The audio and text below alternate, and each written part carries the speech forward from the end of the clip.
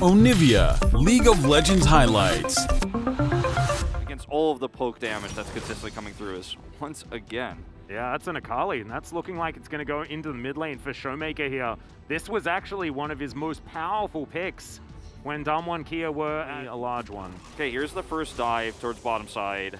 Yeah, trying to capitalize here as Umpty and Lava, both of them going to move on in. The flash wastes absolutely no time, does Umpty, as it is going to be first blood going over to the Aphelios. It's exactly what Bro needed as Kellen flashes on top of Lava, gets his flash out, and that is actually great. You'll trade flash and ignite. To escape. Yeah. Or he's just going to get zoned out of farm, which happens a lot. Yeah, this is the thing. It's the fact that Fredit BRION are actually playing super aggressively with this composition in the early stages of the game. Of course, Ryze and Volibear, two champions that want to have mid-game dominance. Okay, but it's fine because the Ziggs doesn't exist, but he's actually just recovering very nicely. And now level 6 is hit for Canyon here.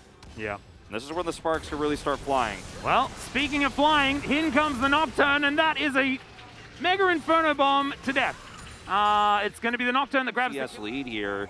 And as uncomfortable as he's looked at times on the Akali, not in this game, as Fredit BRION have control over this Drake, but once again, if this poke hits, they can engage. Yeah, Solar Flare comes down, Paranoia's in as well as Canyon is going to dive on top of the Drake, but Umpty is going to be able to lock that one down. Immediately flash ults to get himself out of the way. Showmaker in a lot of trouble, but he's going to survive for the moment. The Infernum is not going to... But they still keeping the objectives in their hands. Now the Rift Herald to be dropped. Yeah, well, 3 members here from Damwon Kia. Wanting to try and lock this one down. They may actually just kill Shelly as the hook is going to connect, and it's going to be the Nocturne falling down, so they trade Shelly for the jungler of Damwon Kia. It's guaranteed basically all of these plates. Uses his ultimate to get some of those minions. Yeah, the cannon is going to be there as we're fighting over a blue buff as well. Paranoia as Canyon just comes back. It is going to be the blue buff secured by Canyon, but can they find a kill as well? And absolutely they can. The Volibear is going to fall down. Delight doesn't find the hook that he's looking for, and now he's out of this one. Hextech Ultimatum comes in. There's the Realm Warp as well as Showmaker dives on top of yet another kill. He will fall down this time, but that is not before doing considerable damage to Fredit BRION. That is 4 dead in this fight. Damwon Kia with a huge win. Yeah, it's about where Damwon Kia took an iron grip to Summoner's Rift in game number 1. It's happening once again as the Satchel Charge will obliterate the outer turret in the mid lane. Fredit BRION have so much vision on the top side of the map. Like, that's a million control wards. And yet, there's not really much. This Rift Herald is actually going to connect this time around, looks like. Right. Yeah. Good satchel. It's a nice little satchel. Is now Kellen rotating over. Bertle as well as on a ward. As Fredit BRION all grouped up as 5. Remember, they don't have that turret in the mid lane. Paranoia comes down. Lava is just absolutely destroyed. As the backflip was there, the shuriken landed. But and Ziggs, even though he had a rough start to the game, was dove, got an assist. Well, now he's 1-1 and 6. Here are our teleports. These are what these control wards were for. It's to kill Showmaker again, guys, of course. Delight's going to move on up, looking for the hook now.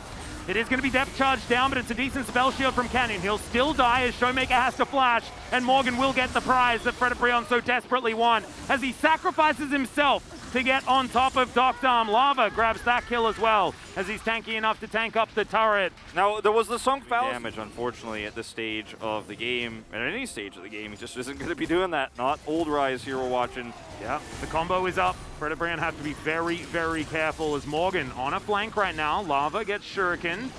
He should be all right. Bouncing bombs, not quite connecting. And here's the Paranoia. There's the Solar Flare into the backline. Henna is alive for the moment, but not for very long, as he just gets wiped out. The perfect execution, just beautiful. There from Bertle as well. It's a triple kill for Doctarm, and I think it's about time Fredit BRION started thinking about game 3.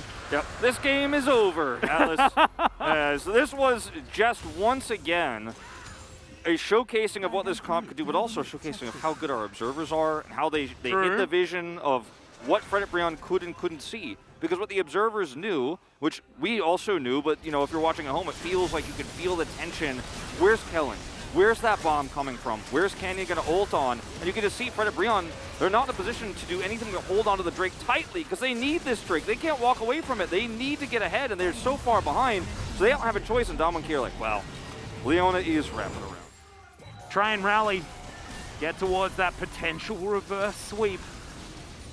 Because this game is looking absolutely done and dusted. Oh, it definitely is. Damage graph here shows the story. Like, Henna has 1/3 of Doctarm's damage and 1/2 of Showmaker's damage. Yeah. And I don't think it's gonna, it gets worse before it gets better, if it gets better at all. And I don't think it is, as Kia can just push so freely here with the Ziggs. Oh my god. Satchel charge up for Duckdom. He's like, let me get that turret down to about 25%, and I'll just take it off the map. Yep. Just There's a lot of vision, and that is going to be the flanking teleport coming through here. Paranoia comes down immediately, though, as Kia decides to start the fight before Morgan can even get here. Lava takes a lot of damage, gets underneath his turret, but has to flash, as it's a flash forward. Bertle taking a lot of damage. Henna now potentially unlocked as Morgan gets to the back line, but he'll just pop. Oh no! He manages to get into his stopwatch, but the Ziggs, the follow-up damage, the double kill already, as Umpty is down extraordinarily low, but he's not going to be able to commit to this fight anymore.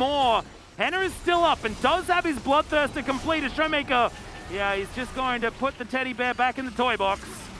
And Fredit going to make it even more impossible. Yeah, the health regen part of it's not important. The mana part, as you mentioned, is the more important one. It's going to extend their 100% chance of winning this game to 100%, Wolf. It's insane. Or something like that, but I think they get killed on their way towards attempting it. Serpent's Fang's up now, too. I mean, this is so rough. Yeah, Paranoia comes in. That's an immediate cleanse there from Henna, who's trying to get himself towards that backside, but Lava is left out to try. Morgan now does find Bertle towards the back line, but he's just going to backflip away. The Rise is going to get taken down as Duckdom is going to immediately flash, and Morgan just explodes. That flash was amazing from the Ziggs. It's going to be a double kill now for the Jace as well, as Delight will be taken down, and now Tanner versus the world. Red, white, don't fight, but oh my god, he's actually able to stay alive for so long, but the fear comes in, and that is the ace, and that may just be the game as they march up the mid lane. We got to see what happens when... In that moment, that's why he was over that wall, because he just stopped 3 people from following up. It was actually just incredible, yeah. Last item, rapid fire cannon. Let's do it. Make sure that we can get a little bit more auto damage and range for these turrets. Solar Flare is going to come through, not exactly finding any joy. But you can search for these, as Kellen, as much as you want. Non-middle CC. Don't want to dive these turrets, just let the minions do the job. Yeah. Now the turret's down, you could absolutely see a harder engage here from Canyon. Ooh, nice little backflip there from Bertle on the backside, fighting 3 right now, but the perfect execution gets him out. That's 2 inhibitors immediately. Bertle playing this one really nicely, and it's crazy thinking about the fact that his Akali did not work out at all the last time these 2 teams faced. But now he's able to stand his own as the Paranoia comes through. Mega Inferno Bomb comes in. DDR being played here by Henna towards that back line as Bertle goes golden.